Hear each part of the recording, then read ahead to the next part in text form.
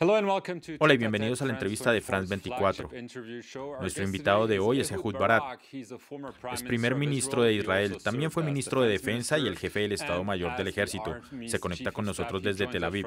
Muchas gracias por estar con nosotros, señor Barak. Gracias por invitarme. Por primera vez en la historia, Irán atacó directamente a Israel con un bombardeo de drones y misiles. ¿Este es el primer disparo de una guerra entre Israel e Irán? La respuesta es negativa y seguramente no será una guerra. El ataque sin precedentes de Irán falló rotundamente como resultado del despliegue temprano de muchas fuerzas, sobre todo nuestra fuerza aérea y nuestro sistema de defensa antiaérea multicapa. Sin embargo, también hubo una gran contribución de los estadounidenses, los británicos, los franceses y la gente en el Medio Oriente. Estamos muy agradecidos.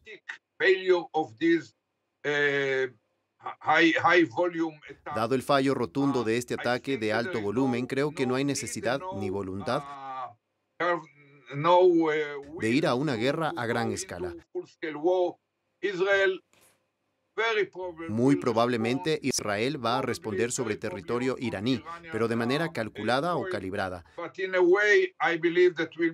de manera que se evite que la situación se deteriore o termine en una guerra a gran escala. Entonces, su evaluación es que Israel no debería tomar represalias de manera masiva contra Irán para, esencialmente, evitar una guerra regional. Sí, exacto. Creo que no es necesario. Nosotros podríamos hacerlo. También creo que se están haciendo ilusiones que podrían causar una guerra. No puedo garantizarlo al 100%.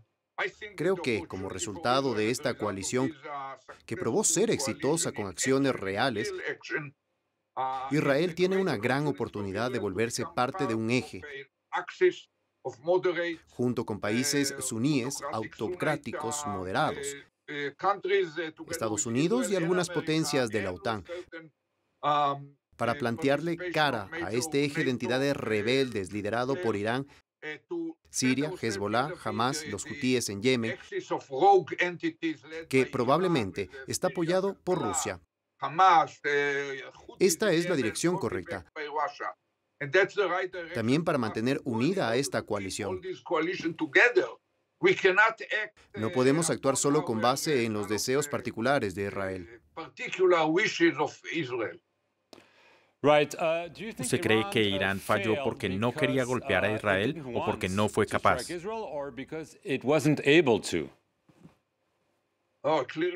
Claramente no fue capaz. Hubo algo así como 350 máquinas voladoras sin pilotos volando hacia Israel. Alrededor de la mitad de los misiles balísticos, un 40% que llevaban un tipo de explosivo más poderoso, ni siquiera contemplaron su trayectoria. Y esto fue sin ninguna intervención externa. Muchos de ellos cayeron sobre el territorio de Irán y otros en suelo iraquí o jordano. De la mitad que sí logró funcionar, los estadounidenses derribaron muchos, los británicos y los franceses algunos más, probablemente antes de que llegaran a Israel. Probablemente 4 o 5 de esas cosas alcanzaron Israel. Entonces, es un logro que más del 90% de los misiles balísticos haya sido interceptado. En el caso de los drones, fue incluso más alto. Y lo mismo les pasó a los misiles de crucero. Entonces, fue un fracaso total. Esto es un logro significativo de disuasión. El presidente logró crear disuasión para la próxima vez. Si los iraníes realizan otro ataque sin corregir los errores que llevaron a este fracaso, probablemente van a fracasar de nuevo, y ese es un prospecto bastante duro para ellos. De acuerdo con Irán, este ataque se hizo en respuesta a un ataque israelí al complejo de edificios de su embajada en Damasco, que mató a varios oficiales de la Guardia Revolucionaria de Irán. ¿Acaso Israel calculó mal al no tener en cuenta que Irán podría tomar represalias y atacar a Israel? ¿Fue esto un mal cálculo por parte de los principales líderes de Israel? Primero, quiero anotar que, técnicamente, la estructura que fue afectada estaba fuera del complejo de edificios de la embajada.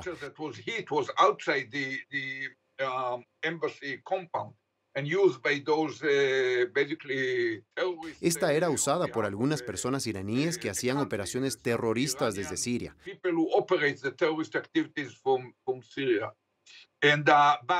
Dicho eso, las autoridades, la inteligencia y el liderazgo israelí seguramente fallaron en su evaluación y subestimaron lo que podría ser la respuesta iraní ante un ataque de ese estilo contra un individuo de tan alto nivel. El blanco principal era un general llamado Hadi o Mohammed, depende de si se pregunta por el nombre. Este general era de muy alto rango. El hecho de que tanta arrogancia haya salido de Israel causó la humillación de los líderes iraníes. Entonces probablemente se sintieron obligados a hacer algo categórico y lo hicieron. Este no es el primer fracaso de nuestros líderes, a los que vemos en la pantalla. Estos mismos líderes fallaron en evaluar lo que Hamás estaba haciendo el 7 de octubre. Esto es una advertencia para nosotros mismos. Tengamos en cuenta un amplio margen de seguridad cuando decidamos qué vamos a hacer para responder el ataque con misiles, porque los mismos líderes fueron los que subestimaron a Hamás el 7 de octubre. A Irán desde el 1 de abril y ahora no se pueden permitir subestimar una vez más la respuesta intencional de Hamás. Es necesario un razonamiento cauteloso, dejar que la sangre se enfríe un poco, primero pensar y después actuar, no al revés. Hablando de Gaza, llevamos 6 meses de guerra e Israel había dicho que se iba a deshacer de Hamás y liberar a los rehenes. ¿Cuál es la evaluación de la situación actual en Gaza?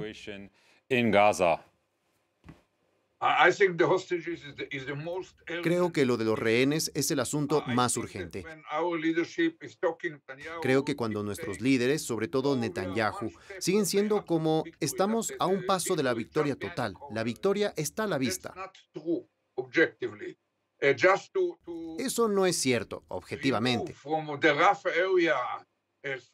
Solo el hecho de remover del área de Rafah a 3/4 de personas o algo así para permitir que se haga una operación sin mayores daños colaterales puede tomar por lo menos un mes.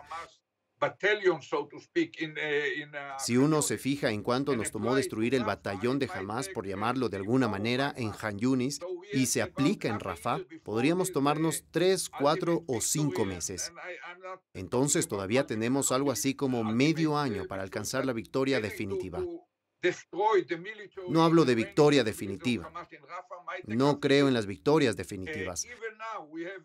Pero destruir las capacidades militares y de gobierno de Hamás en Rafah podría tomar medio año.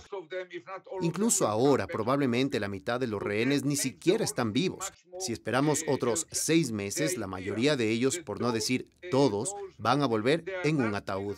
Entonces, esto hace que toda esa cuestión sea mucho más urgente. Esos rehenes no son prisioneros de guerra, sino hombres, mujeres, niños, ancianos, algunos más viejos que yo.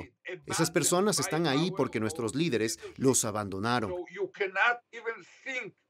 Entonces, no se puede pensar moralmente ni prácticamente en sacrificar a aquellos que fueron abandonados hace 6 o 7 meses, con el propósito de destruir a un par de batallones míticos en algún campo de refugiados o 4 batallones míticos en Rafah. Entonces tenemos el imperativo de mirar todo el panorama. En este momento necesitamos negociar con mucha más determinación para llegar a un acuerdo con respecto a los rehenes. Después tendremos que pacificar o acabar el trabajo en Gaza. Y después tenemos que calmar la situación en el norte, a lo largo de la frontera con Líbano, con Hezbollah. Como resultado, podremos traer de vuelta alrededor de 100.000 israelíes, tanto de la zona que circunda Gaza como de la franja que bordea la frontera norte con Líbano, que son refugiados dentro de su propio país. No pueden volver a casa. Entonces, esta es la responsabilidad de nuestro gobierno. La culminación del trabajo en Gaza o la culminación del asunto con Irán podría tomar años. Este no es un asunto que pueda tomar 1, 2 o 3 meses. Entonces creo que necesitamos salir de esa parálisis estratégica de la que nuestros líderes están sufriendo. Las fuerzas militares están operando y obteniendo resultados significativos, pero el liderazgo político no ha tomado decisiones estratégicas desde el día 1.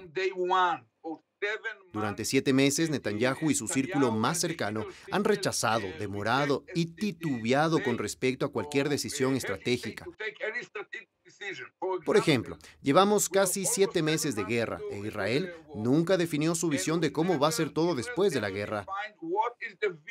¿A quién le vamos a entregar la franja de Gaza? ¿Quién va a gobernar en la franja de Gaza? Y eso es una locura. Existe un dicho de las señoras viejas que dice: si no sabes a qué puerto quieres ir, ningún viento te llevará hasta allá. Incluso unas fuerzas armadas fuertes no pueden operar si no tienen directrices políticas claras. Esto es una tragedia, pero espero que podamos despertarnos de esta parálisis estratégica.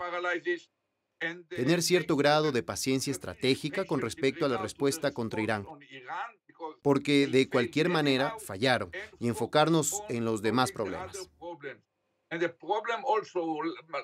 Mi último comentario. La situación en Gaza es simple.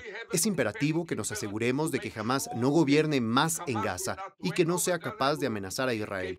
El segundo elemento es que Israel no tiene ningún interés de quedarse allá a largo plazo. Hemos estado allá por una generación y eso terminó en una evacuación de Gaza que nosotros decidimos. Y el tercer elemento es que allá hay palestinos. No se puede llevar franceses, noruegos o sudafricanos a gobernar. Se debería llevar de vuelta a palestinos. En un primer momento los puede ayudar alguna especie de fuerza militar compuesta por los países árabes vecinos. Pero en las últimas tendrán que llevar de vuelta a la autoridad palestina. Ojalá revitalizada, porque ahora están muy pobres y débiles. Esa es la única solución práctica, viable o sostenible. Tenemos que cambiar de dirección. En vez de hundirnos cada vez más en el lodo, tenemos que aunar esfuerzos con los estadounidenses y con los vecinos suníes moderados para resolver juntos este problema.